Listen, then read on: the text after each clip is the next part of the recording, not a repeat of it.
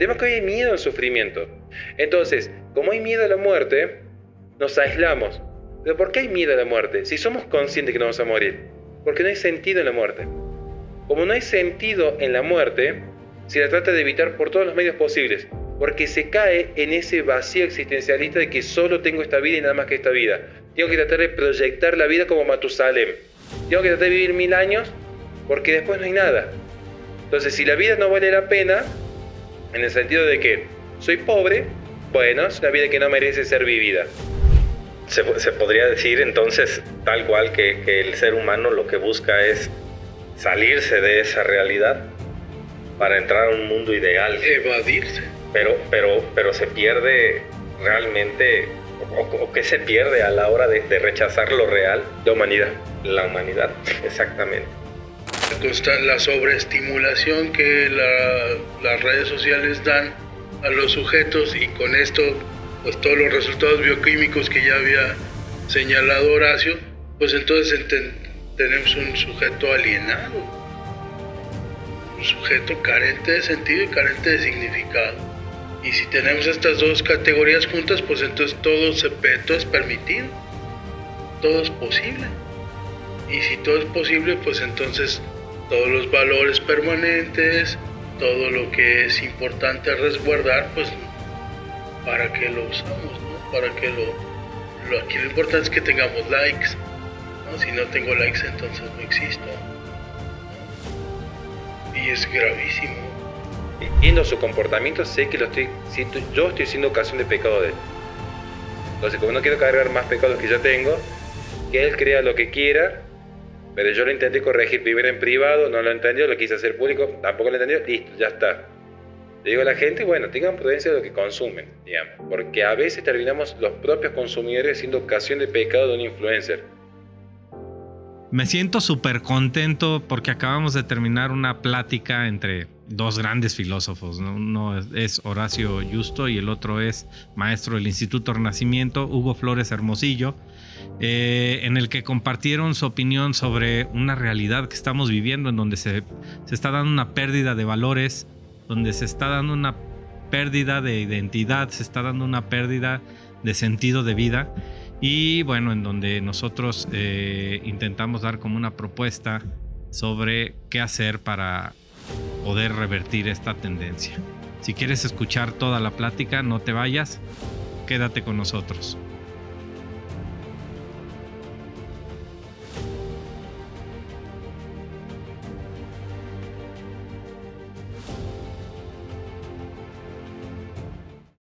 Hola, ¿qué tal? ¿Cómo están?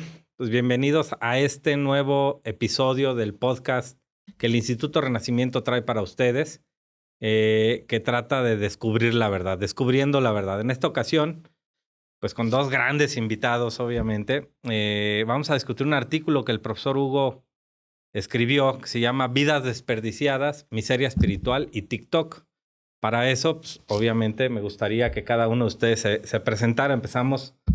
Profesor Hugo, si gustas mencionar tu historia de vida. ¿Qué tal? ¿Cómo están? Pues contento de estar nuevamente aquí en una segunda edición de este intento maravilloso por profundizar en el tema de la verdad. Pues mi nombre es José Luis Hugo Flores Hermosillo, mejor conocido como el profe Hugo. Desde hace algún tiempo soy profesor de filosofía y trabajo como editor para el Heraldo de León. Un placer estar aquí con ustedes. Muchas gracias por invitarme. Un placer estar aquí con Horacio. Y por este lado tenemos al profesor Horacio Yusto, conocido mucho en sus redes. Horacio, platícanos un poco de ti. En primer lugar, muchísimas gracias por la invitación. Para mí es un honor poder estar en esta maravillosa tierra de México, compartiendo con grandes amigos, con esta gran familia y sobre todo unidos en Cristo. El quién soy, la pregunta del ser, bueno, se va a definir el día que yo muera, porque es cuando la materia hace abandono de la forma, pero ya entendiéndolo en términos más humanos, creo que soy un papá, intento ser un marido, intento ser un hijo, intento ser un amigo, a los términos propios del mundo moderno, que se define todo por lo que hacemos en el mercado. soy profe de filosofía con lo que yo me gano la vida. Así que esta sería mi presentación en este punto para que la gente nos pueda conocer. Pues excelente, Horacio. Bienvenido también a México. Esta es tu casa y el Instituto Renacimiento, pues es tu casa también. Muchísimas gracias. Bueno, pues empezamos. Básicamente, Hugo, en el escrito, bueno, pues que está muy no es un escrito largo, pero introduces el tema básicamente hablando sobre toda esta cuestión de el hombre, cómo es que va transformando, cómo es que va tratando de encontrarle respuestas a ciertas preguntas, ¿no? sobre quiénes somos. Y la pregunta que te diría precisamente en un principio es, ¿qué entendemos por progreso en la actualidad y qué vamos a entender por progreso? Perdón, ¿qué entendíamos por progreso antes?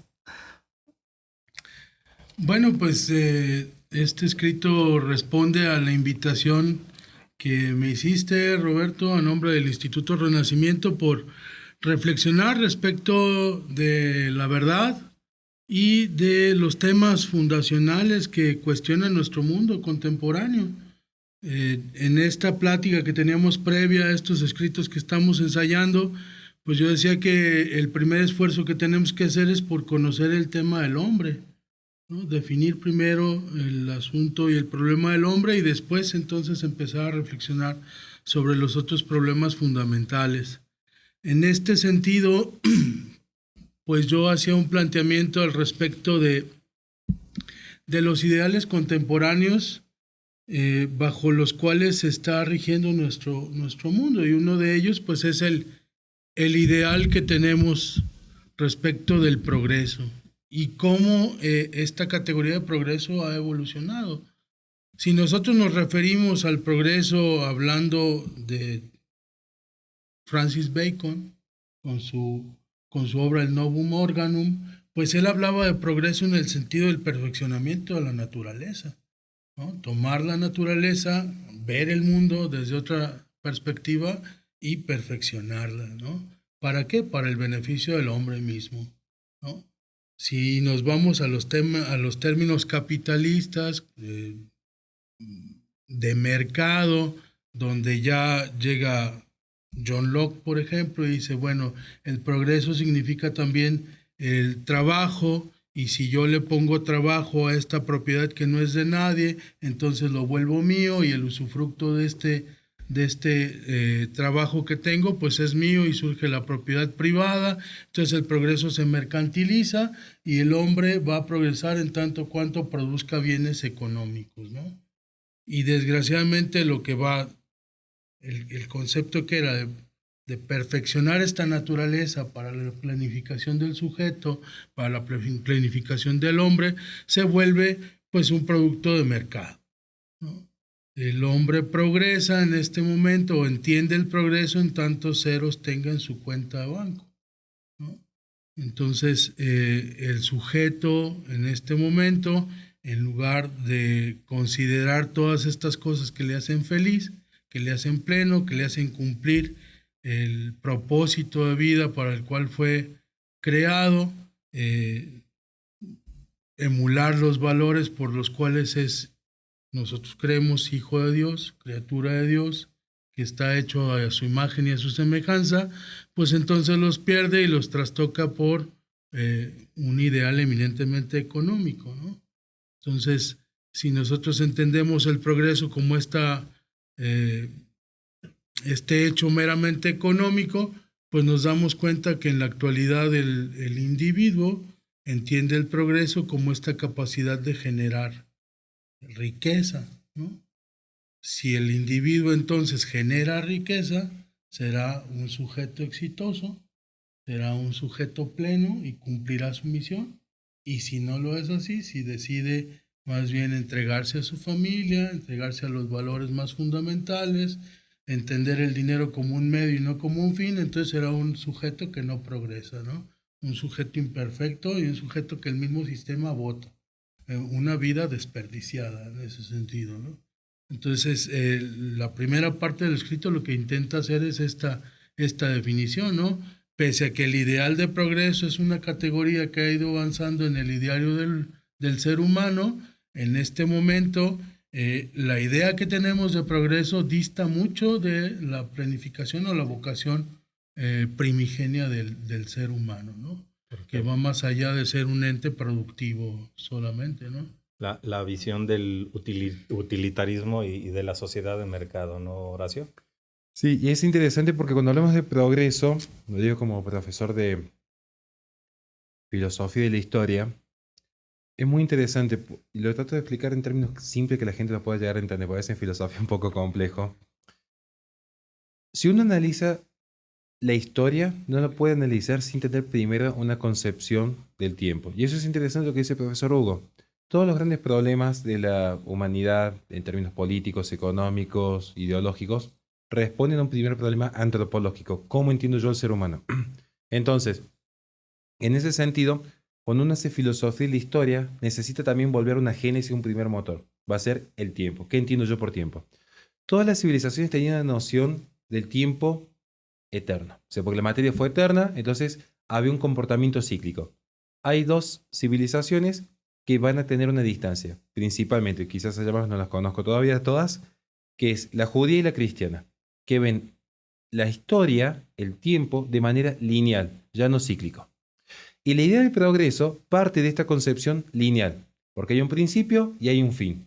Entonces, en esta noción del inicio y del fin, propia de esta tradición judeo-cristiana, es que va a venir San Agustín y va a hablar de progreso. De hecho, el concepto de progreso emerge principalmente con San Agustín. La idea de que constantemente la humanidad intenta acercarse a la civitas Dei, intenta acercarse a este ideal de la ciudad de Dios, dejando por detrás lo que es el principado del mundo. Lo que tiene de interesante cómo se va desarrollando este concepto del progreso es que en un momento esta idea del progreso del hombre queriendo llegar a Dios va a entrar en un proceso que yo lo voy a denominar un proceso de secularización del progreso. Concretamente con tres grandes intelectuales, la Revolución Francesa va a presentar a Robespierre, Diderot y Voltaire. Entonces, allí el progreso pasa a ser indefinido. Y voy a decir algo un poco complejo, pero creo que es importante que lo podamos reflexionar. Y si algo no se entiende, me dicen. ¿Por qué es importante esta idea del progreso indefinido? En filosofía se enseña que el ser humano, como toda criatura, es un compuesto. Salvo Dios, que es absolutamente simple porque es perfecto, nosotros estamos compuestos. Tenemos acto de ser más esencia. Y en metafísica, la esencia es lo que limita el acto de ser. Entonces, usted es un hombre. Entonces, usted tiene potencias propias de un hombre. Usted no puede respirar bajo el agua, usted no puede volar por sus propios medios. Entonces, su esencia lo limita. La esencia de una cucaracha limita que la cucaracha pueda reproducirse, pero no puede escribir un libro. De esa manera, la esencia va limitando el acto de ser, porque si no tuviéramos límites, ¿qué seríamos? Dioses. De hecho, la primera gran tentación es seréis como los dioses. Por eso el auge hoy del ecologismo, el feminismo, el transhumanismo, que es romper las esencias. O sea, me libero de la familia, me libero de la moral, me libero de Dios, porque Dios ha muerto y el hombre lo ha matado. Y ahí es donde viene la Revolución Francesa, ahí es donde vienen los intelectuales del progreso indefinido, que hoy llamamos progresismo. ¿Por qué? Ismo es el sufijo que significa centro. Cristianismo tiene el centro de las ideas en Cristo. El liberalismo tiene el centro de las ideas en la libertad. Y el progresismo tiene el centro de las ideas en el progreso. Un progreso indefinido. ¿Qué significa esto? Sin límites. Entonces, como hay un progreso sin límites, todo tiende constantemente a romper las esencias. ¿Y dónde se va a dar principalmente esta gran revolución de la pérdida de la esencia? Voy a darte ese ejemplo para bajarlos a la tierra.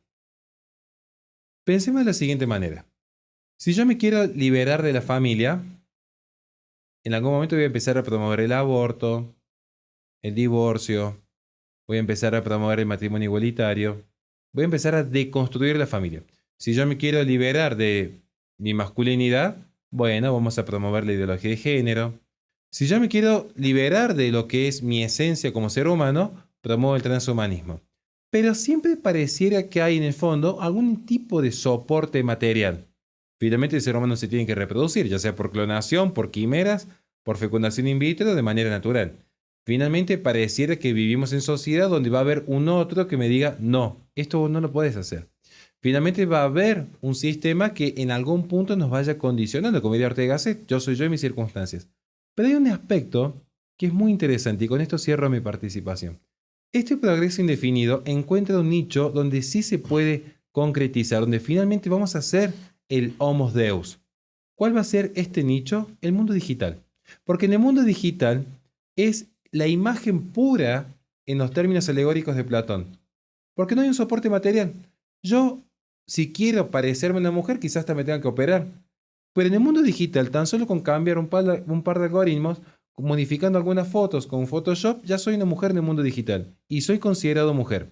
En el mundo digital hay una separación total de la materia, de la naturaleza, de la natura, del natura que en griego significa inicio del movimiento, el nacimiento. Ahí solamente queda la proyección de la forma, la imagen, lo líquido, la modernidad líquida que denuncia Zygmunt Bauman. Ese es el riesgo, que el progreso indefinido, y espero me da a entender, se consolida en el mundo digital, porque ya allí no hay ningún tipo de límite, se rompe toda esencia. Es, como diría Herbert Marcuse, la imaginación del poder. Lo que yo puedo imaginar, lo plasmo en el mundo digital y creo mi propia comunidad, por más aberrante que pueda ser, por más viciosa que pueda ser. En el mundo digital no hay ningún tipo de límites. Y eso yo creo que es el gran riesgo del progreso indefinido que empezó siglos atrás y que se ha consolidado hoy en la virtualización de la realidad. Horacio, y hablando un poco de esto del utilitarismo y de la cultura del consumo, ¿cómo es que afecta esto a nuestras aspiraciones y a nuestros objetivos personales, Horacio? Y justamente vamos a verlo en términos muy simples y concretos. Si uno tiene un ideal de trascendencia, y cada uno tendrá su apostolado y su vocación, va a haber siempre un contacto con la realidad. De hecho, yo, por mi formación, yo soy realista. El realismo tiene el centro en lo real. La palabra real proviene en su etimología del res, de la cosa. Entonces, ¿cómo yo trasciendo? Y siempre digo, bueno, ¿cuál es mi gran batalla cultural? No son mis seguidores en redes sociales, en lo más mínimo. Mi batalla espiritual es, primero, que mis hijas y mi esposa lleguen a Dios. Luego, mis alumnos. Luego, la gente que estamos ayudando en oncopediatría o en el merendero. Lo real. El problema de usted va con el utilitarismo, que recordemos que el utilitarismo, ¿qué es lo que promueve filosóficamente? Optimizar el mayor placer para la mayor cantidad de personas posibles y minimizar el dolor. Entonces, acá va más allá incluso de la eutanasia, el aborto, el pobre niño. O sea, es una cuestión de, ¿dónde optimizo yo el placer? En el mundo digital. Porque en el mundo digital se crea un algoritmo en el cual se genera la burbuja del eco. Yo entro a mi Instagram, a mi YouTube, y los algoritmos han recomendado que gente que piensa como yo me siga. Entonces todo el tiempo estoy recibiendo aplausos, estoy recibiendo vitoreos, estoy recibiendo alabanzas. Pero, ¿qué pasa en el mundo real? Aparece lo que denuncia un autor que viene un poco controvertido, Fichte, del idealismo alemán, muy controvertido, pero bueno, así somos, que plantea el no yo. ¿Por qué? Porque yo, por ejemplo, tengo 2 hijas. Para que la gente me entienda, esto voy a tratar de explicar filosofía un poco compleja en términos simples. Yo tengo una hija. Mis hijas, tranquilamente el día de mañana me pueden desobedecer. Y eso genera un fenómeno y una contradicción al fenómeno. O sea, yo tengo una hija como fenómeno y una contradicción. Y puede venir una instancia superadora, que es lo que va a tomar luego Hegel. Pero ¿qué pasa? Eso pasa en el mundo real. En el mundo real, de hecho, nosotros podemos tener muchas discrepancias. Podemos discutir, podemos tomar un café, seguir discutiendo, podemos ir a comer, estar de acuerdo en un montón de aspectos. Eso es lo real. Hay siempre un riesgo del sufrir, de la ofensa, de la deuda. Es constante, es propia de nuestra naturaleza caída incluso. Pero en el mundo virtual no se da. En el mundo virtual necesariamente va a haber gente que te va a estar alabando constantemente. Pero el gran problema es que en ese mundo virtual no hay un no yo. Mi hija es un no yo. Es un otro. Mi hija es un otro. Es otra persona. Una persona que resiste. Entonces yo quiero ir para allá y está mi hija ahí en el medio del pasillo y me dice, no, estoy jugando yo. Hay una resistencia constante porque hay un contacto con lo real. Como esta mesa que es real, yo quiero pasar la mano y la mano no pasa. Es real. Hay un límite. Pero en el mundo digital no hay límites. Entonces, como no hay límites, no hay un no yo. En el mundo digital es puro yo. Y el problema del puro yo el puro yo, que no hay un contacto real con el otro que te dice, no, las cosas no son así, son de otra manera, es que la persona se atomiza, y ese es el riesgo del consumismo y el utilitarismo. La persona se atomiza en ese placer. Entonces, el que está constantemente, el influencer que está constantemente acostumbrado a que le estén dando like y retweets y reproducciones en YouTube, pierde conciencia del no yo, que hay un otro que piensa distinto. Y el problema de ser puro yo, en términos hegelianos, es que no genera autoconciencia. Y al no generar autoconciencia, ya no es libre. Porque uno es libre cuando es autoconsciente de las propias limitaciones, como el amo y el esclavo. El amo, para ser amo, necesita el reconocimiento del esclavo. Es el más esclavo de todos, el amo. Porque necesita que el esclavo lo esté reconociendo como amo, como el influencer que necesita de los likes. En cambio, el esclavo que se reconoce esclavo, como el oprimido que se reconoce oprimido, ya tiene el primer ya dio el primer gran paso para el cambio. Porque se reconoce en la situación de esclavitud. Porque sabe que este mundo digital es una ficción. Es como las sombras de Platón, donde te dicen, ahora sos tu propio jefe. Y estás trabajando 16 horas más, encima en situaciones a veces deplorables. Ah, pero estoy con las pantuflas en mi casa, entonces ya soy libre. Y en realidad estás siendo más esclavo que nunca. Tenés todos los libros que te dicen, si querés ser feliz, depende de vos. Ah, o sea que el resto no existe. Yo estoy triste porque yo quiero. Ahora te dicen, empodérate. Claro, porque la mujer yo necesito el hombre. Yo necesito el hombre ni como protector, ni como proveedor, ni como procreador. Entonces el hombre queda relegado. Y ese es el riesgo del mundo digital, que la persona se atomiza. Y cuando la persona se atomiza, y con esto cierro, ya no puede comunicar el bien. Porque el mal es privación del bien debido. A mí no me importa el mal, sino que no hay bien. Porque el bien tiene carga ontológica. El bien es lo único que tiene carga ontológica, es lo único real. Entonces la persona atomizada ya no puede comunicar el bien. Y cierro con esto un ejemplo simple. Crece el consumismo digital, hagan el experimento con datos del propio Banco Mundial. Crece el consumismo digital, vean cómo caen las tasas de natalidad. Porque la vida es un bien. Y ese bien se comunica por gracia. Entonces van a ver que cae la tasa de natalidad mientras crece el consumismo digital. ¿Por qué? Porque hay personas más atomizadas. Y cierro, perdón, ahora sí cierro. Segundo ejemplo, creció el mundo digital. Dijimos que hay un exceso de yo.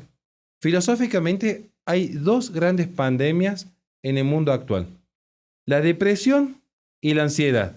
Y filosóficamente, la depresión es el exceso de mi yo pasado y la ansiedad mi exceso de yo futuro. Entonces, vamos a ver que todo gira a un exceso de yo. No existe el otro. Hay un libro muy bueno de Luigi Sago que lo recomiendo, se llama La muerte del prójimo. Nos subimos al avión, nos ponemos los anteojos, los auriculares, no existe más nadie que yo.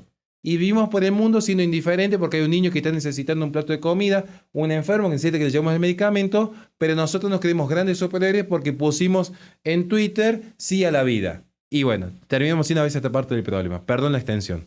Hugo, quisieras aportar un poquito en esto. No, bueno, al final de cuentas estoy completamente de acuerdo con el planteamiento del maestro Horacio y las implicaciones que todo este discurso del yo superlativo, por decirlo de alguna manera, son catastróficas, ¿no? Porque como dices perfectamente bien, dentro del marco realista, lo que nos interesa es lo que está aquí, el reconocimiento del otro y la presencia de los límites que al final de cuentas nos hacen tomar una postura frente a lo que está en nosotros, ¿no?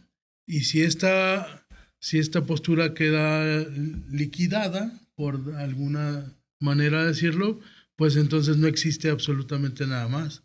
Y si no existe absolutamente nada más, todo lo que yo quiera y todo lo que yo piense está completamente permitido y validado. ¿Por quién? Por mí, ¿no? Y eso es desastroso, ¿no? Completamente desastroso. Porque la circunstancia es que esta virtualidad está excediendo límites también. Como no tiene límites, existe esa metarealidad, si la queremos llamar de alguna manera, que empieza a inundar los espacios del otro, ¿no? Del otro que se aniquila y que se empieza a utilizar como un objeto de consumo, que es un riesgo también abismal. De hecho, veía el otro día, me habían invitado a comer en la hermosa ciudad de Jalapa. Y vi el mismo fenómeno cuando me invitaron a comer en la hermosísima ciudad también de Tepatitlán. Entramos al restaurante. Cuando entramos al restaurante había peloteros donde están los niños. yo extrañando horrores a mis 2 hijas, porque yo siempre favorezco que los niños estén hasta colgados de los techos, porque es lo natural. Peloteros vacíos. Había solamente 2 niños. ¿Qué estaban haciendo en el pelotero? Con la tablet. Y más allá de lo que implica ver cómo esas vidas se van atomizando y que ya no comunican un bien, ni siquiera se ha empezado a formar lo más mínimo de la corteza cerebral cuando ya están consumiendo pantallas, que es un liberador constante de dopamina. O sea, esto en neurociencia, viene un especialista, nosotros decimos la carrera de neurociencia, y se hace un festín analizando los impactos negativos del consumo digital. Y luego la pérdida de la identidad. Porque hoy, por ejemplo, ¿qué es ser exitoso y progresar en la vida? Un varón bailando con un tutú rosa para TikTok y se consolidó, se viralizó. ¿Al riesgo de qué? O sea, la gente se olvida cuánta sangre tuvo que correr en cada nación para gozar las libertades que hoy tenemos, para que esa libertad se utilice en bailar con un tutú frente a un celular para tener más visualizaciones en TikTok. Entonces, se ha perdido el norte, se ha perdido la función que tenemos. Y eso, a la postre, implica una desintegración de la nación. En última instancia es desintegrar la nación. Por eso ya ni siquiera existe el concepto de soberanía, ¿sí? Ni siquiera de soberanía individual. Al no haber límites, en este progreso indefinido, ya todo está permitido. Y eso incluso anula a la propia persona. Porque usted dijo algo muy interesante cuando habla del progreso indefinido, en esta idea del progreso.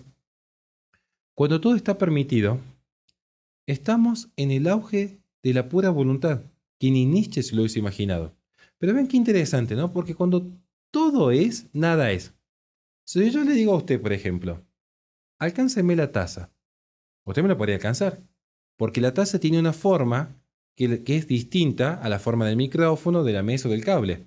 Pero si esto fuera una masa gris, sin forma, uniforme, no podría hacer dirigir la voluntad.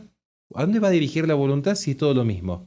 Si el bien y el mal da lo mismo, ¿a dónde dirige la voluntad? La anula, porque ya no tiene hacia dónde dirigir la voluntad. ¿Qué es lo que dice Nietzsche en el tercer estadio de la persona que ya ha superado al camello y al león? Es un niño que es puro capricho. ¿Cómo se comportan el 99,9% de los influencers en el mundo digital? De manera caprichosa, como niños. Pura voluntad. Yo quiero. Pero nunca quedamos. ¿Qué ofrecemos? Y sobre todo, ¿qué perfecciono? Porque ¿qué es el bien? Aquello que perfecciona el ente conforme a su propia esencia. Entonces, ya no hay perfección. Queda entonces el influencer, queda el mundo digital, en una idea de la voluntad absoluta, porque ya ni siquiera hay inteligencia. Pero esa voluntad absoluta anula la voluntad, anula la libertad, porque se vuelven dependientes. Uno dice, ¿vos podrías renunciar, por ejemplo, Horacio, a las giras, a las redes sociales? Sí, sin ningún problema. Porque ¿qué es lo real? Mi esposa, mis hijas, mis amigos, mis alumnos, los chicos que estamos ayudando. Eso es real. Eso es lo que no necesito del celular. Bueno, capaz que sí para mandar un mensaje, pero no necesito del mundo virtual. Entonces, se ha perdido ese punto y se está perdiendo la libertad. Y el hombre no se da cuenta que deja de ser un ente racional para ser un ente sensible como los animales, domesticable. Y eso favorece un sistema internacional que necesita que las personas no piensen, porque el que piensa sale de la caverna, ve la luz y vuelve a comunicar esa luz verdadera, casi bíblico parece esto, a los esclavos. Bueno, luego termina espaleado, pero es natural que esto pase en un mundo como el actual. Hugo, y en el escrito mencionas precisamente, bueno, parte de lo que se ha estado platicando es que a partir de la pandemia, pues esto se va exponencialmente, ¿no? Y lo comentaba un poquito ahorita Horacio. ¿De qué manera nuestra forma de interactuar ha cambiado con los demás a partir de ahí? Híjole, Roberto, si me permites ir un poco más atrás, luego en las aulas hablo del fenómeno clúster, ¿no? Esa idea del aislamiento por esta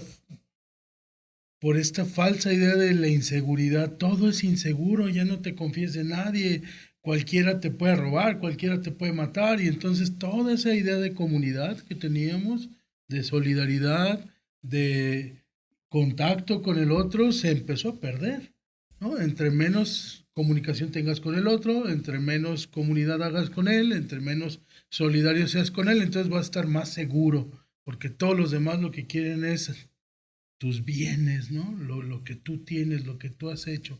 Entonces, esa idea de aislamiento, de cancelación de las líneas comunitarias, ¿no?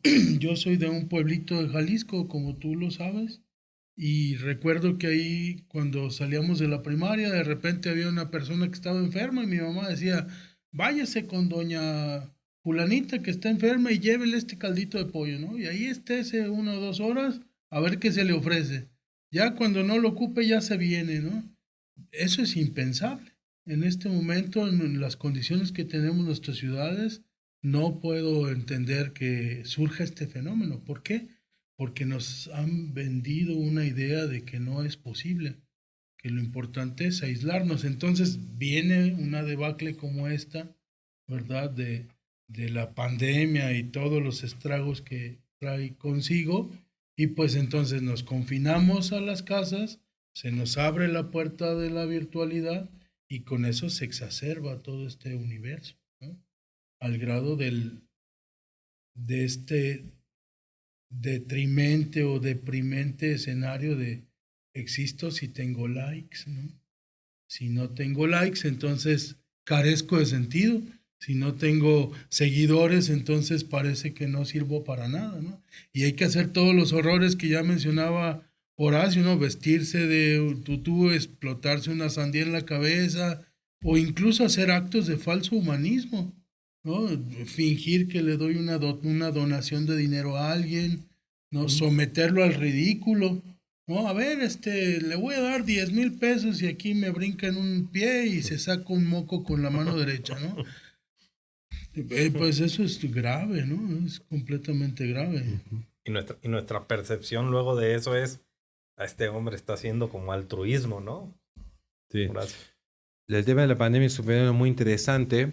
Hay mucho para analizar por detrás, o sea, puede ver más. Bastante. Me acuerdo cuando leí Sopa de Wuhan que hubo un solo intelectual de izquierda que dijo, acá hay un ejercicio de biopoder, el único honesto que había. O sea, de todo el intelectual de izquierda. Pero más allá de eso, el tema de la pandemia fue muy llamativo, porque en una época de encierros masivos, donde hubo muchas parejas encerradas, uno esperaría que hubiese un boom de natalidad en el 2021.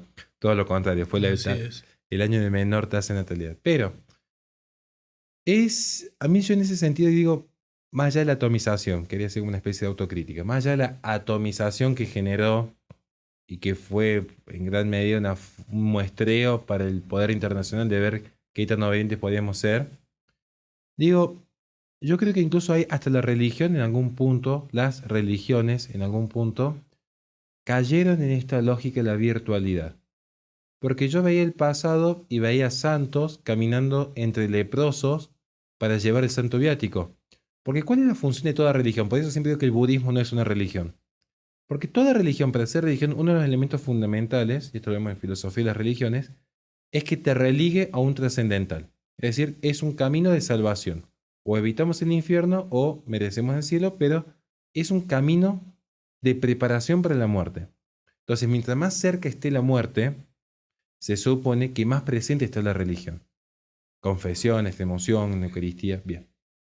Lo cierto es que no pasó así. Lo cierto es que, bueno, se cerraron todas las iglesias y se decía que un acto de amor era salvar la propia vida. Cuando la Biblia, ¿qué nos dice? El que quiera salvar su vida la perderá. Y en ese sentido se da un fenómeno interesante que yo analizaba en términos más sociológicos. Y algo que dijo muy bien usted. Y yo creo que eso habría que resaltarlo, hablando del mundo digital, hacer un short de YouTube, de Instagram, un reel y subirlo y viralizarlo. ¿Por qué? ¿Qué es el tema de la inseguridad? En retórica se enseña que hay dos grandes sentimientos que mueven el mundo. El entusiasmo y el miedo. Y el miedo es muy poderoso. De hecho, los discursos políticos van a ver que el 99% de los discursos políticos son de miedo. Si no me votas a mí, terminamos como Chávez en Venezuela. Si no me votas a mí, viene lo peor del neoliberalismo. Si no me votas a mí, tenemos el narcoterrorismo gobernando Jalisco. Si no me votas a mí, vamos a...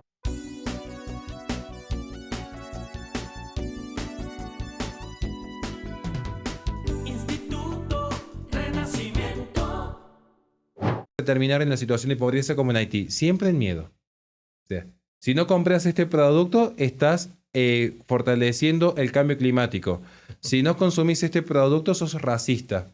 No voy a decir nombre de marca por una cuestión de prudencia, pero porque funciona así. ¿Qué es lo interesante? El miedo. ¿Pero por qué hay miedo a la muerte? Y ahí tenemos que cada uno reflexionar por qué las personas tienen miedo a la muerte. De hecho, ¿qué es lo que hace que la vida sea auténtica?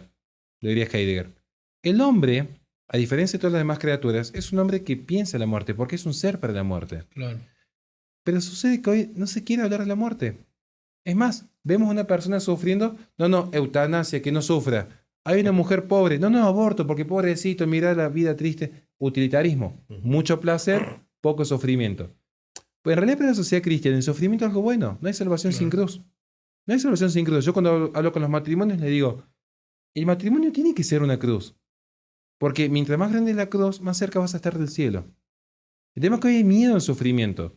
Entonces, como hay miedo a la muerte, nos aislamos. ¿Pero por qué hay miedo a la muerte? Si somos conscientes que no vamos a morir. Porque no hay sentido en la muerte. Como no hay sentido en la muerte, se la trata de evitar por todos los medios posibles. Porque se cae en ese vacío existencialista de que solo tengo esta vida y nada más que esta vida. Tengo que tratar de proyectar la vida como Matusalem. Tengo que tratar de vivir 1000 años porque después no hay nada. Entonces, si la vida no vale la pena, en el sentido de que soy pobre, bueno, es una vida que no merece ser vivida. Pero si, bueno, tengo un buen pasar económico y, bueno, tengo un buen estándar de consumo y, bueno, veo serie en esta plataforma de streaming y tomo este café barato, este café horrible que lo venden caro, pero que es muy malo. Ahora esta vida merece ser vivida. Me tengo que cuidar, me tengo que aislar. Todo gira en torno a la aislación porque hay un miedo, ni siquiera al otro. Hay un miedo a la propia muerte. ¿Pero por qué hay miedo a la propia muerte? Porque no es que todos le tengan miedo a la muerte. Somos muchos que vivimos tranquilos sabiendo que si hoy la muerte nos encuentra en estado de gracia.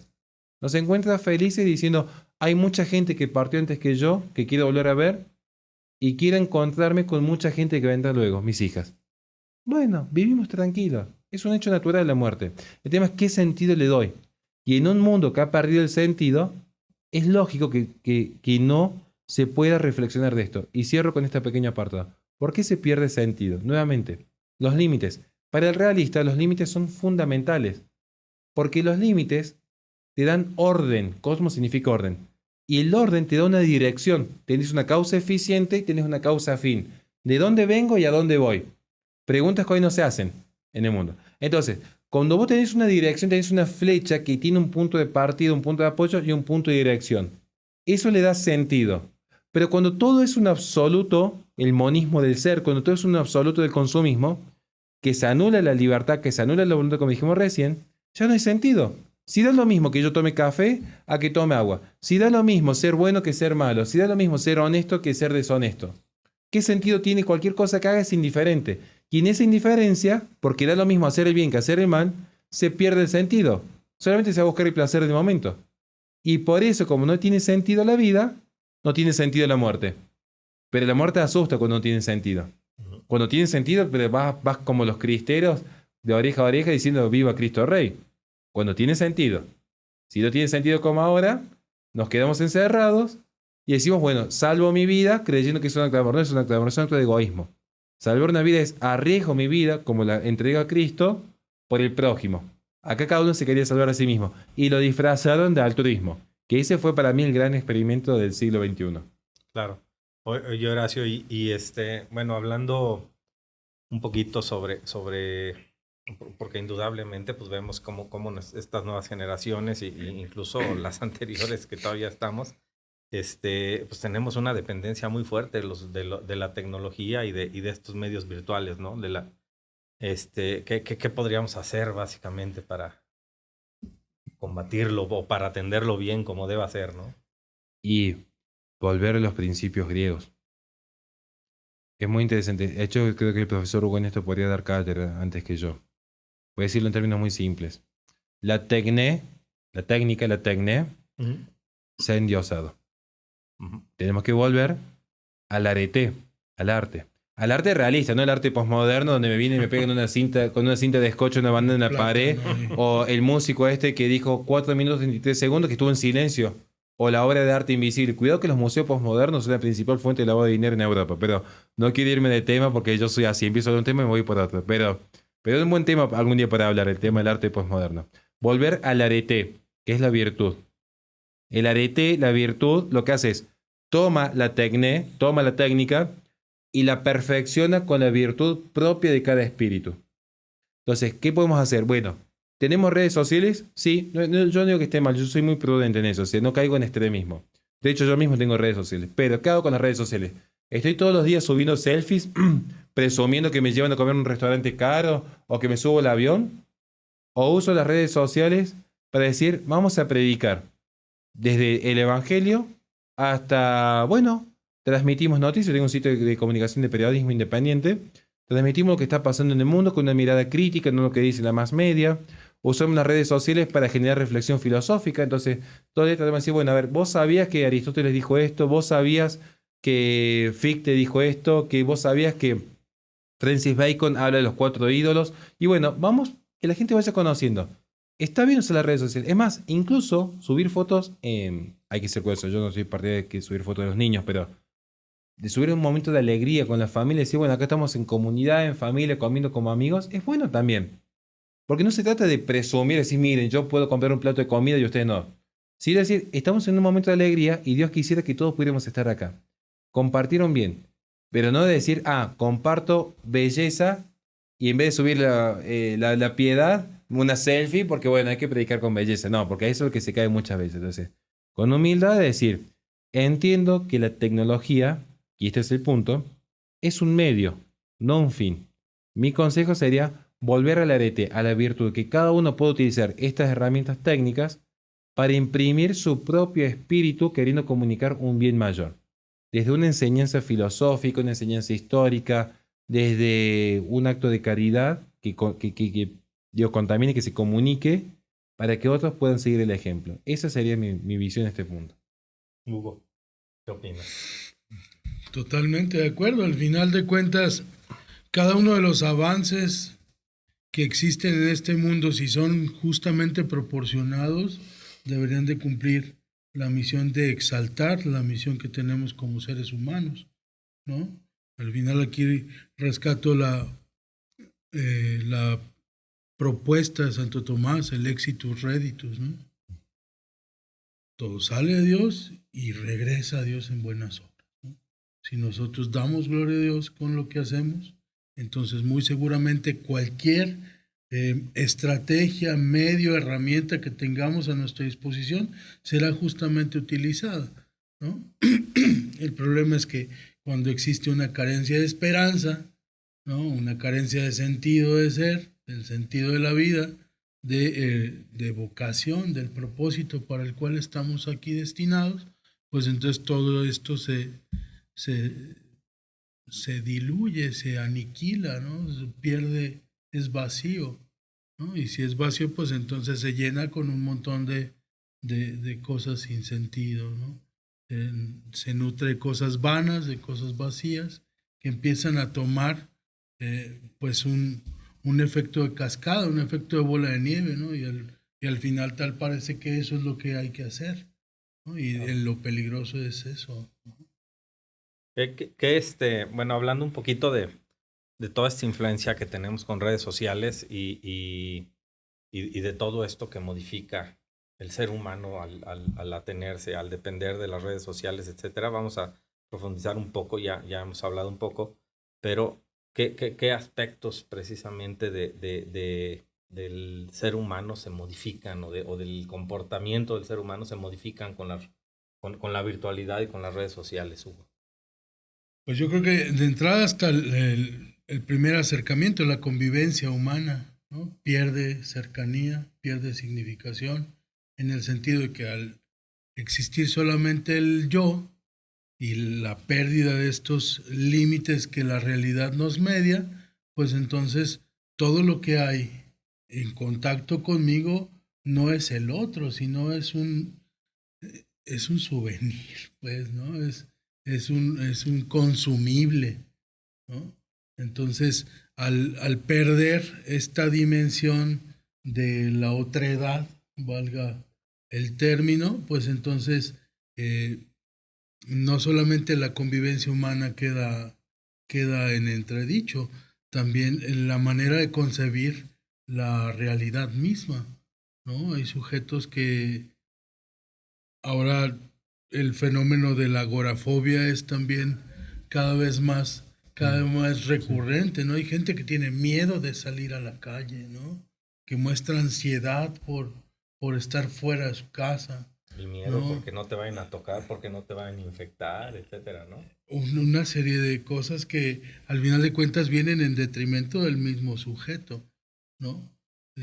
Si a esto le agregamos la exacerbación de los sentidos, ¿no?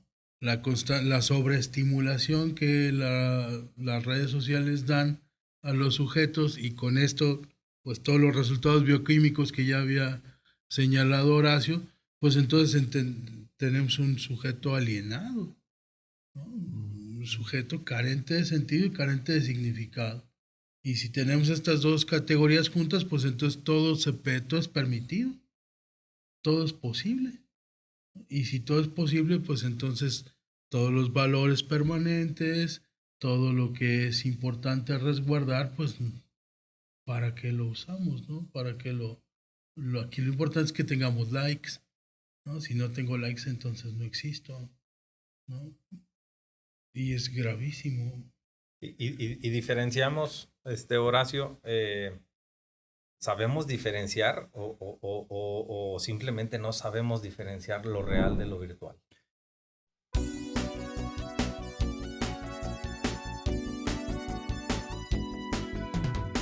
Instituto Renacimiento. Y ahí está el problema. Se pierde la noción de lo real. Se pierde muchísimo la noción de lo real. La gente piensa que de repente lo que sucede en el mundo virtual es parte del mundo real. Y en realidad la virtualidad es una gran ficción. A ver, de por sí el sistema en el que vivimos es un simulacro, de entrada. O sea, de entrada les puedo asegurar que todo lo que nosotros consideramos real es un gran simulacro. Es una gran ficción. Yo sé que soy a veces un poco drástico, pasa que yo abracé mucho en una etapa, ahora estoy ahí en la búsqueda todavía, el existencialismo cristiano de Kierkegaard. Entonces, ya de por sí la noción de libertad está muy sobrevaluada. Y creer que somos libres es un invento de Occidente que es en definitiva la forma de mantener cautivo una sociedad. Pero, más allá de eso, es cierto que se pierde la distinción entre lo real y lo virtual. Se pierde esa dimensión de que lo real parte del resto de la cosa. Lo virtual es una imagen y es propio del orden sensible, no del orden racional. El ser humano en la faz real es racional, inteligencia y voluntad. Pero cuando se degrada es como Pinocho. A mí me encanta. Pinocho era materia prima pura, era madera. Cuando cae en el vicio, un animalito domesticable, un asno. Se deforma, pierde la forma. Cuando abraza la virtud, absorbe la verdadera forma, un niño de verdad. Hoy lo que pasa es que las personas se han vuelto eminentemente sensibles. Los animales tienen imaginación, tienen memoria, oído, olfato, gusto, tacto. Es decir, eso es parte de los sentidos, digamos, corpóreos. El humano vive en la imaginación, no en la razón. Por eso las redes sociales tienen tanto auge, porque permiten imaginar. El mundo virtual imagina, la imaginación es el poder. Todo lo que es imaginable se instala, pero es una imagen, no es algo propiamente real. De hecho, a ver, la gente que nos está viendo ahora, que nos va a ver luego en YouTube, ¿no? ¿Qué están viendo? Están viendo una imagen. Ustedes me están viendo a mí aquí. Claro. Entonces la diferencia. Es la diferencia. Porque ¿qué pasa? Se empieza a confundir esta imagen con lo real. Y esto tiene un problema muy grande a posteriori. Y lo voy a explicar con películas. Quizás así se entienda. Y no voy a hablar de Matrix porque ya es lo más aburrido que pueda haber un profe de filosofía hablando de Matrix. Miren. Voy a salirme un rato del mundo virtual para cerrar con el mundo virtual. Necesito hacer este caminito que la gente me entienda. Vamos a dar dos casos básicos, ¿no? El viaje de Gulliver y el viaje de Frodo. Gulliver viaja, es cierto, de una familia aristócrata, tenía rechazo a su familia y a su patria y empieza a viajar. Como los ciudadanos del mundo hoy viajan porque no tienen raíz, no tienen patria, constantemente se aburren, como El extranjero de Albert Camus, y como está aburrido tiene que estar viajando. ¿Por qué la persona está aburrida? Porque aborrece la realidad en la que vive. Como aborrece la realidad en la que vive, constantemente está viajando, buscando nuevos estímulos, nuevos sentimientos, algo sensible, algo para sentir, para autopercibirse feliz. El caso de Gulliver, propio de lo que consumen en el mundo digital de manera adicta. O sea, hay adictos al mundo digital. Pensemos en el caso de Frodo. Frodo viaja, de hecho viaja con Sam. Tiene una misión. Pero te dijo algo maravilloso. El éxitus y el réditus. Claro. ¿Cuál es el éxito de Frodo? El éxito de Frodo no es solamente destruir el anillo. El éxito de Frodo estaba en el réditus, en el regreso a la comarca. ¿Cuál es mi éxito en una gira? ¿Ustedes creen que es vender un libro, que me pidan una foto o firmar un autógrafo? Es cuando yo vuelvo a mi casa y abrazo a mi familia. Ese es mi verdadero réditus. Es mi regreso, porque tenés a dónde volver. En el mundo digital pasa exactamente lo mismo. Están los que entran en el mundo digital, cumplen una función como la estamos cumpliendo aquí, que vamos a salir en las redes sociales. Cumplimos una función, pero termina esta grabación y tenemos un espacio real al cual volver. Y están los que, aborreciendo su propia vida, viajan en el mundo digital. Porque ni siquiera, vean ustedes, yo podría viajar a Argentina, sí. ¿Podría viajar a México? Sí. ¿A Chile, a Paraguay, Colombia? Sí. De hecho hemos viajado. Pero es como que hay un límite todavía. Como que todavía no llegamos al espacio. Pero ¿cuánto más puedo viajar yo en el mundo digital? Me pongo estos lentes 3D, pero puedo viajar hasta los confines de la galaxia de Andrómeda si quiero. Porque no hay límites. Entonces, si yo realmente aborrezco la realidad, ¿qué mejor que antes de estar viajando a México y después a París y después a Camerún, que siguen siendo sociedades reales, que entrar en el mundo digital donde ya ni siquiera tengo que estar sintiendo el olor de Camerún o escuchando los ruidos de Francia o viendo a los españoles? Directamente voy a donde yo quiera ir, porque aborrezco tanto la realidad que ya me separo del todo. Ya ni siquiera piso el avión. Directamente ya estoy en la cápsula de Matrix, allí viajando donde quiera. Y bueno, voy a citar a Matrix. No lo quería hacer, pero dice. Ahora voy a hacer un video para mi canal de un conserva random de mis villanos favoritos. Y el que más me gusta a mí, de hecho, es el famoso traidor que estaba, Cypher, en la primera película de Matrix. ¿Por qué es mi favorito? Porque es el más humano de todos. Todo el mundo se siente identificado con Neo, este hombre renacido como Cristo que nos viene a salvar. La realidad es que el 99% de la población vive como Cypher. Prefieren vivir en la fantasía del mundo digital, sabiendo que es una fantasía, Sí. que enfrentarse al sufrimiento del mundo real, donde hay penurias y dolor. Cypher es el ejemplo paradigmático de la sociedad actual. Prefieren voluntariamente encerrarse en el mundo virtual sabiendo que es una fantasía antes que padecer en el mundo real, porque se aborrece lo real y por eso se abraza lo virtual. Excelente. Que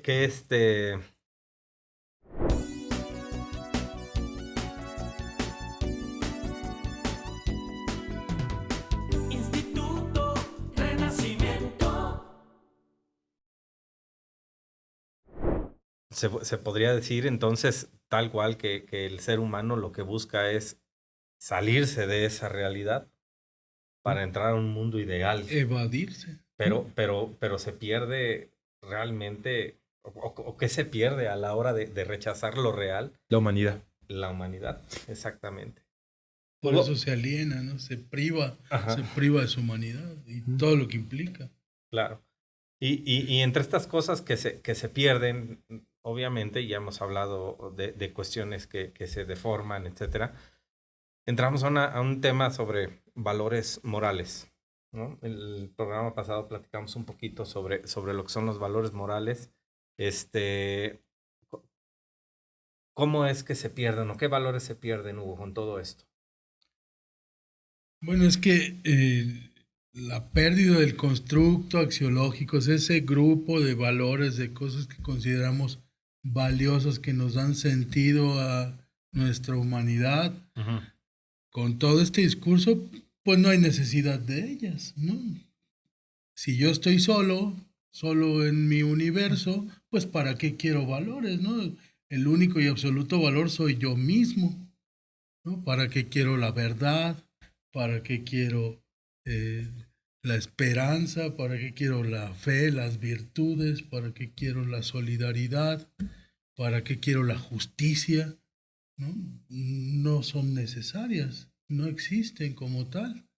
Entonces, Horacio dijo algo que me impactó mucho, que es cierto, los, las personas que viajan porque no tienen patria, ¿no? No tienen raíces. Ahora, en este tiempo nuestro tenemos eh, ciudadanos que no tienen civilidad, por ejemplo, no reaccionan respecto de las necesidades de sus naciones, de sus países. No hay valores civiles en ese sentido. No me hago cargo de las decisiones de mi nación. No participo de manera consciente y fehaciente en la toma de decisiones de mis estados. No soy crítico respecto de lo que hay que ser necesariamente crítico. No establezco mi postura frente a los paradigmas educativos. No establezco mi postura frente a toda y las ideologías que mancillan lo que yo creo que es verdadero, ¿no? ¿Por qué? Porque no existe.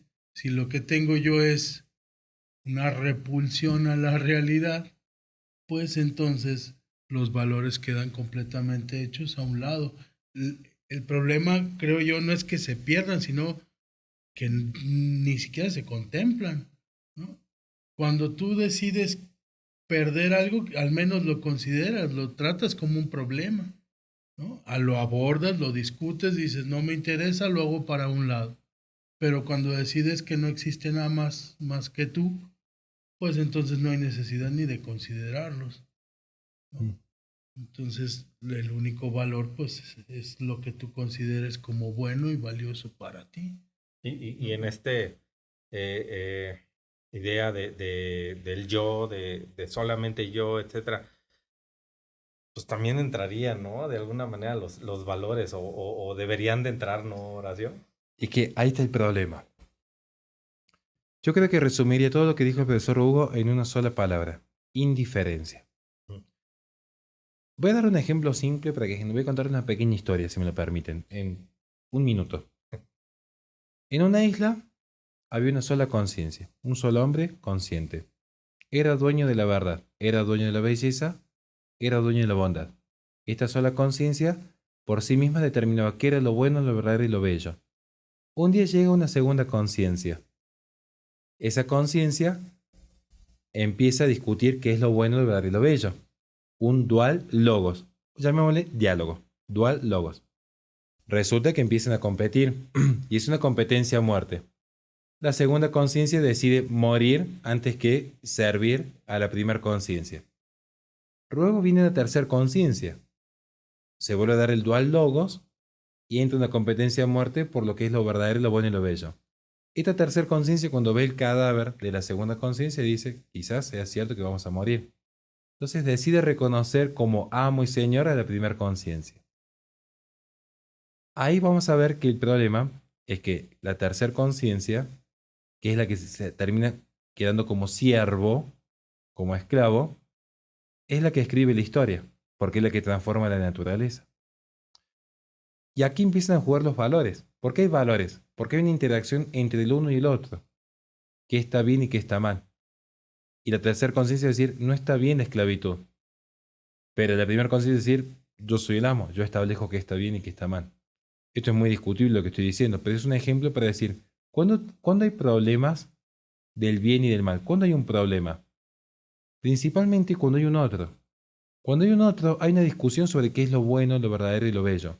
Si no hay un otro, es como cuando a mí mi esposa me deja solo en casa y se lleva a las chicas. Yo decido a qué hora comer y cómo comer. El problema es cuando está mi esposa y están mis hijas, donde yo no me puedo pedirme un lomito con papas fritas. Entonces, ahí vemos que empiezan estos conflictos. Lo que yo estoy explicando filosóficamente es algo de la vida diaria. Los conflictos surgen porque hay un otro. La cooperación, la bondad, la moral, las virtudes, yo prefiero hablar muchas veces de virtudes, necesito un otro. Yo para practicar la valentía, la honestidad, la solidaridad, la caridad es una virtud teológica, perdón.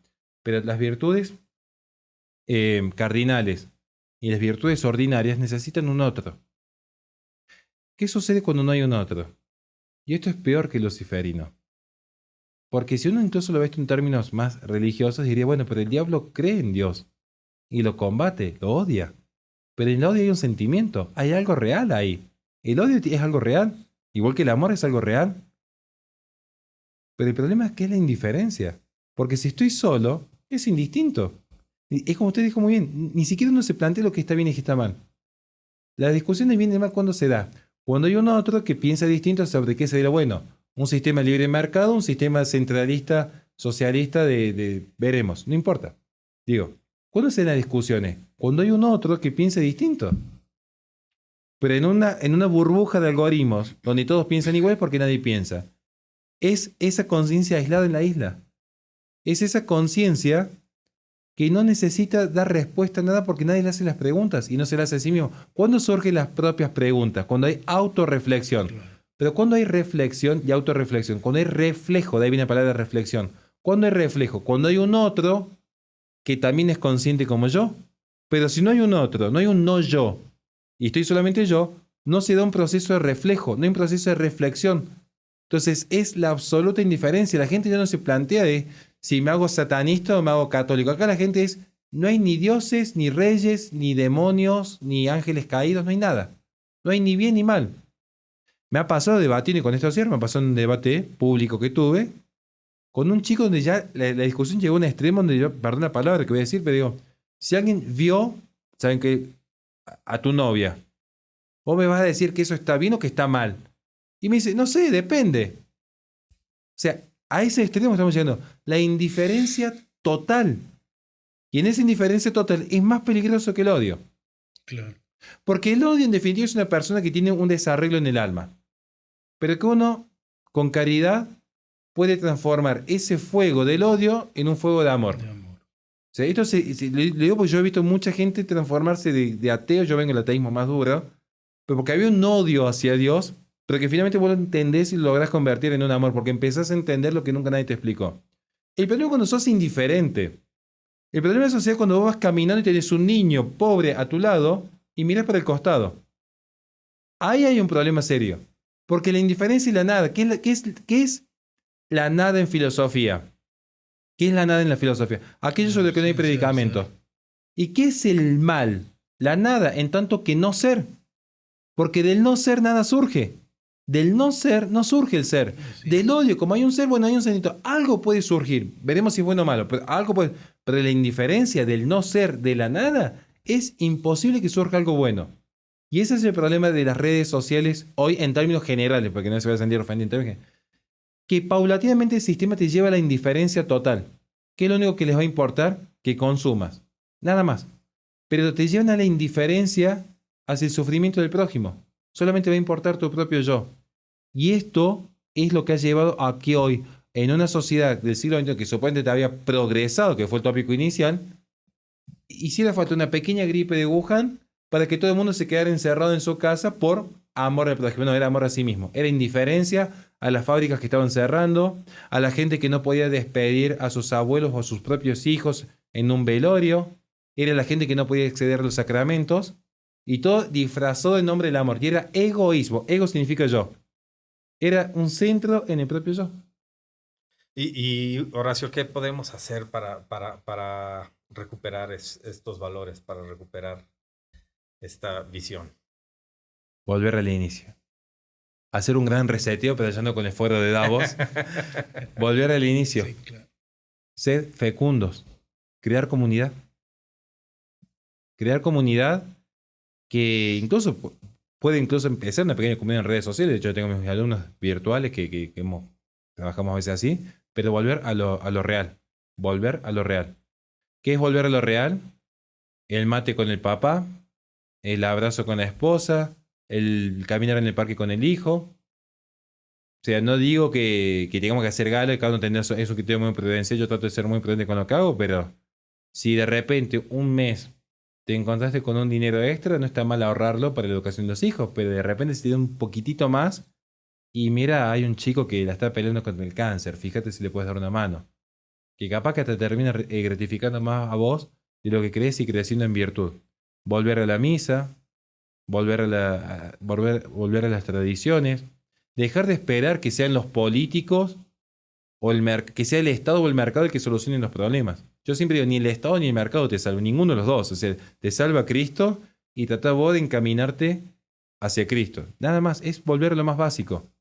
¿Cómo solucionar esto? Entender que las redes sociales son un medio, no un fin. Cuando yo entiendo que son un medio, las puedo usar para difundir noticias, para difundir clases, para difundir reflexiones, pero sabiendo que no voy a dedicar las 24 horas de mi vida al celular. Pero vean cómo avanzó esto, que la gente dice, me estoy quedando sin batería, como si uno fuera un aparato. Sí. O sea, entonces tenemos que volver siempre a lo real. ¿Y qué es lo más real? Y bueno, siempre lo que digo al final de cada una de mis conferencias, lo que siempre digo, sed fecundos y multiplicados la tierra y dominad la tierra, en el sentido prudente y virtuoso. Entender que estamos llamados al contacto con la tierra, contacto con lo real. Entender que estamos llamados a lo que dijo Dios en inicio, y yo creo que sabe más que yo, Dios creo que sabe bastante más que yo. Muy seguramente. Muy seguramente sepa mucho más que yo, pero dijo algo muy interesante, dijo, no es bueno que el hombre esté solo. Romper el ciclo de soledad. No te pudiste casar o tuviste 20.000 problemas. Yo jamás juzgo la vida privada de nadie porque me excede por completo. Pero eso no impide a que puedas estar con tus padres, con tus amigos, con tus profesores, con tu iglesia, con tu comunidad. O sea, no es bueno que el hombre esté solo. Y hoy hay una gran pandemia de soledad y la están padeciendo mucho, sobre todo en Europa. Invito a que la gente investigue los datos, si no cualquier cosa me escriben y yo gustoso le paso nuestras investigaciones. Pues, Hugo, el mensaje es claro, ¿no? Hacer familia. Claro.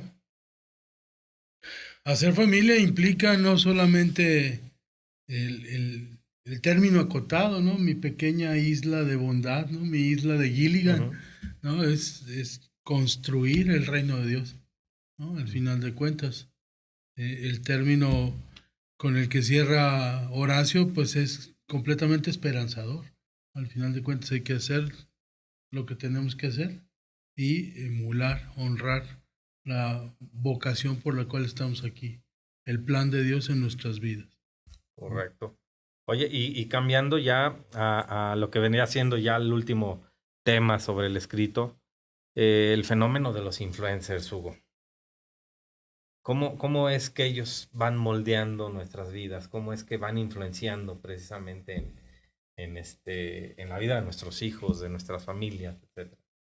Es que a mí de entrada el término me choca un poco en la cabeza, ¿no? Porque yo no sé si una caterva de sujetos ahí que hacen cosas, pues que seguramente les cuesta su trabajo, ¿no? Pensar, imaginar, no lo sé, ejerzan verdaderamente una influencia.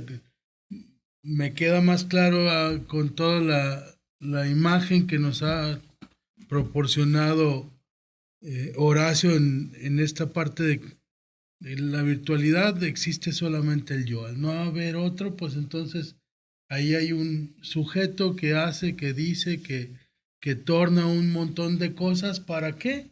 Me queda claro que hay una intención fundamental atrás, que no es nada virtuosa y no persigue de alguna manera el plan por el cual nosotros estamos aquí.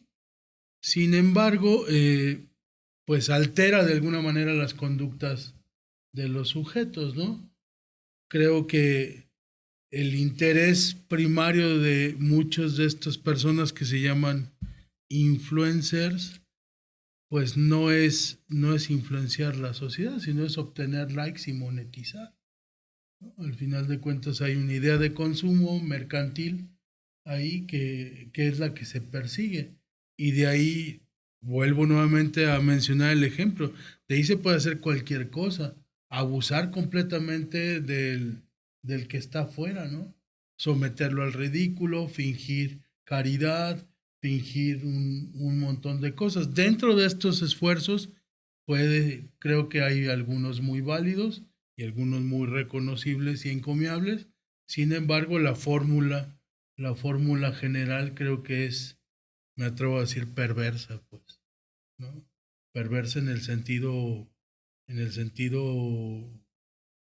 original del término, ¿no? Completamente equivocada, torcida, ¿no? Yo creo que un influencer en este sentido, pues es un individuo, un agente exógeno que lo que hace es emular los valores egocéntricos de la propuesta virtual, ¿no?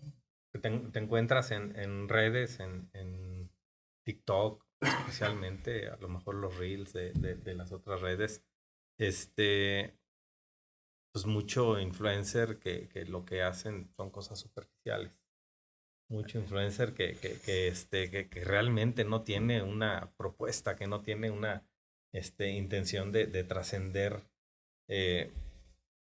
pues en algo que realmente, perdón la redundancia, pero que realmente tenga una trascendencia divina, humana, ¿no? Y en la viña del Señor hay de todo. Entonces, yo que me muevo en ese ambiente de los influencers, y algo que yo detesto que me digan influencer, para mí es un insulto. Literalmente, cuando alguien me quiere ofender, normalmente me dice influencer. Y para mí es bajar mucho el precio. Pero entiendo que hay gente que hace grandes obras de caridad y que incluso han utilizado su rol como influencer para educar e incluso tratar de evangelizar. Insisto, es un medio, pero sí me gustó que usted dijo algo, es la fórmula general sí está quizás muy mal diseñada o quizás está muy bien diseñada para tener la sociedad que tenemos actualmente. Sí, claro. Entonces, sucede que mi consejo más que para los influencers que no van a escuchar por una cuestión natural es a la gente que los consume es siempre con prudencia. A mí la otra vez me pasó que estaba discutiendo con un influencer de Twitter, de hecho, y claro, yo me di cuenta, ese chico ni siquiera está recibido de nada. O sea, ni siquiera le dio la nafta para hacer un bachillerato básico, pero es influencer ahí en Argentina. Y ni siquiera entendía de lo que yo estaba hablando. Y entonces directamente empezó a insultarme. Entonces dije, bueno, tenés razón, mira, si yo en algo te agravié a vos, te pido disculpas. Y él sigue creyendo que yo le pedí disculpas porque me había ganado la discusión. Yo dije, a ver, si yo sigo discutiendo con él, públicamente, yo viendo su comportamiento sé que yo estoy siendo ocasión de pecado de él. Entonces, como no quiero cargar más pecados que ya tengo, que él crea lo que quiera, pero yo lo intenté corregir primero en privado, no lo entendió, lo quise hacer público, tampoco lo entendió, listo, ya está. Le digo a la gente, bueno, tengan prudencia de lo que consumen, digamos, porque a veces terminamos los propios consumidores siendo ocasión de pecado de un influencer, porque tienen ese miedo a querer corregir a alguien, a decir, mira, lo que está haciendo está mal. ¿Qué sucede? Que en esta fórmula van a ver que muchos influencers, en términos generales, muy generales, que va más allá de la cuestión ideológica. Esto no, si sos influencer pro vida, pro aborto, de izquierda, de derecha, de arriba, de abajo, es una cuestión que va más allá. Van a ver que tienen millones de seguidores y curiosamente son personas que apagan el teléfono y tienen una vida muy vacía. Y ni siquiera lo digo por los influencers de redes sociales, incluso grandes artistas. Estoy pensando en dos que me gustan mucho, Robin Williams y Chester de Linkin Park, terminan con sus propias vidas porque es una cosa de lo que se ve en la imagen y otra cosa es lo real. Y yo siempre digo, hay que actuar con mucha caridad. Entonces yo trato de ser muy prudente con lo que digo los influencers porque ellos ya tienen su cruz. O sea, no es que yo te diga, acá está hablando un santo y el influencer es el demonio. No, no. Yo tengo mis cruces y esa persona que necesita llenar un vacío espiritual con sus seguidores tendrá su cruz. Y mientras más podemos ayudar a cargar la cruz de otros, bueno, bienvenido sea. Por eso yo no soy muy partidario de darle con un caño a los influencers, porque entiendo, porque me muevo en ese ambiente, que muchos están muy vacíos por dentro. Yo conozco muchos que uno dice, ¿por qué no fuiste a visitar a tu papá? Y están peleados con el propio padre, están peleados con la propia madre, no tienen esposo o esposo, no tienen hijos, no tienen comunidad, entonces no tienen dónde estar siempre, están siempre viajando. Y al final te terminas conmoviendo diciendo, porque todo ese dinero y todos esos seguidores no llenan ese vacío. ¿Cuál es la carreta que hace ruido? La vacía. Entonces uno cuando empieza a entender eso dice, bueno, vamos a actuar con más calma. Y eso se ve a la gente que está viendo, antes de criticar a tal o cual influencer, hay que siempre atacar las ideas, no a la persona. Entender que esa persona tiene una cruz, que nosotros también la tenemos, y que incluso si a veces vemos miserias en otro, decir, che, mirá, este es una basura de persona lo que está haciendo, bueno, está bien, libertad de expresión, pero que sirve también para que nosotros podamos agradecer a Dios lo que sí tenemos. O sea, yo no voy a criticar a una persona porque está aislada y sin hijos. Es decir, mirá, no me parece bien si vos fomentás esa forma de vida, esa forma, si la fomentás no me parece bien. Pero antes de criticar a la persona que está aislada, voy a decir, gracias Dios, que yo hoy tengo a mis hijas con vida. Es muchísimo. Que es lo que yo le digo a mis hijas. No te fijes en el otro. vos fíjate que vos, que una forma de vida muy austera en casa. Digo, vos Inés, que es la más grande, le digo, vos tenés la ducha caliente, un plato de comida y papá y mamá juntos. Y eso es más de lo que pueden decir muchos chicos en el mundo. Valora y agradece. Porque para mí hay que empezar a fomentar más la virtud.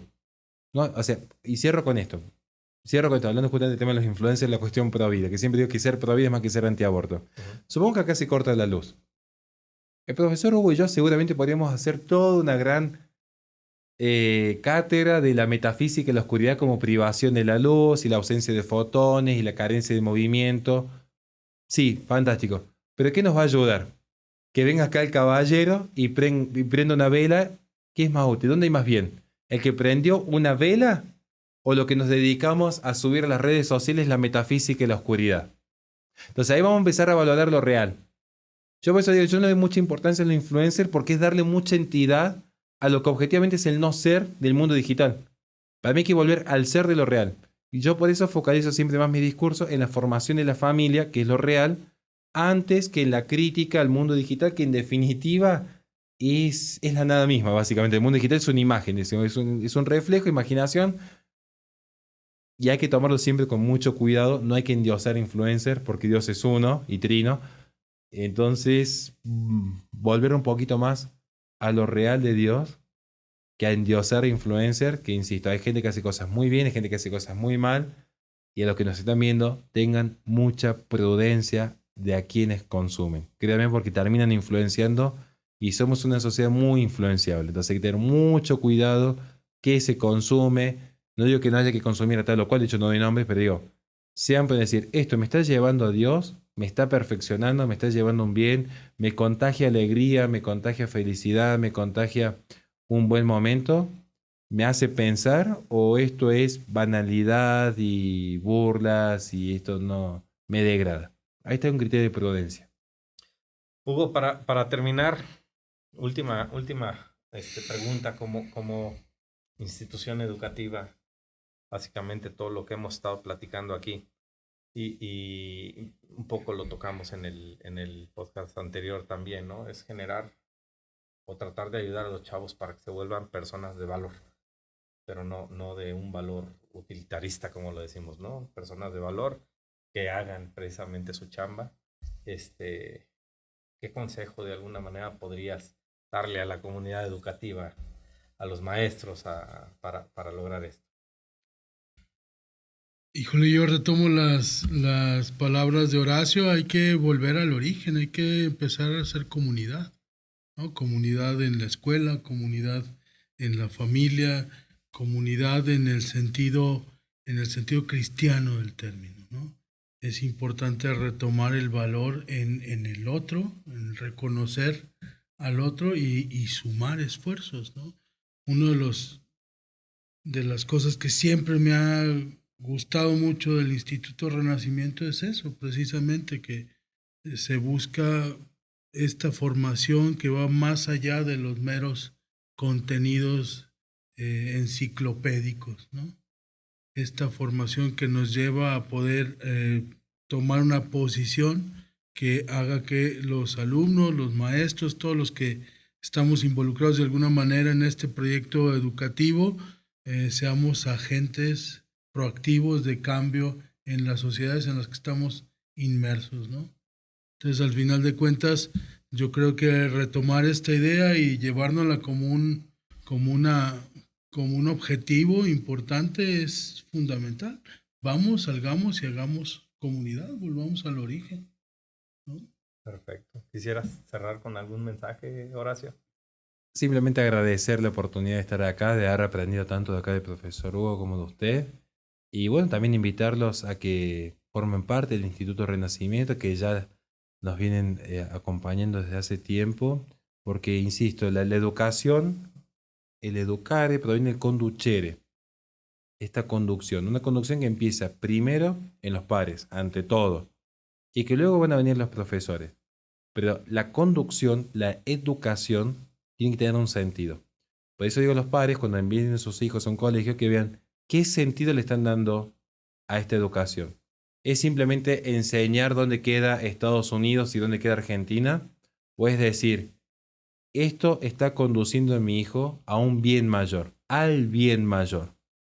Y eso creo que es un buen criterio para que los padres tengan un principio de orientación sobre cómo educar a sus hijos y a qué institución enviarlas.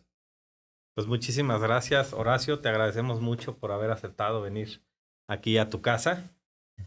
Hugo, pues ya sabes también que estás en tu casa y te agradecemos mucho por participar constantemente con nosotros, dándole fuerza precisamente y empoderando, ahora sí que empoderando a nuestra comunidad educativa como debe de ser, ¿no? Con la dirección que debe de ser, y es ayudar a los chavos precisamente a que encuentren su...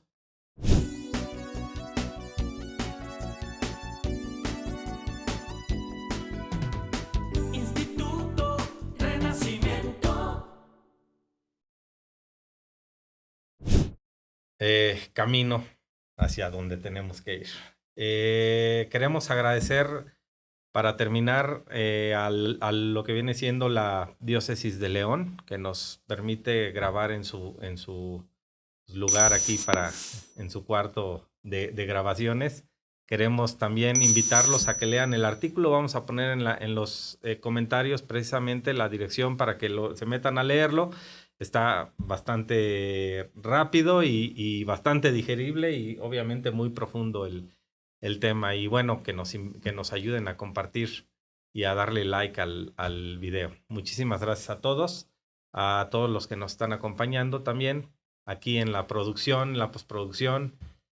Muchísimas gracias y Dios los bendiga. Hasta luego. Gracias.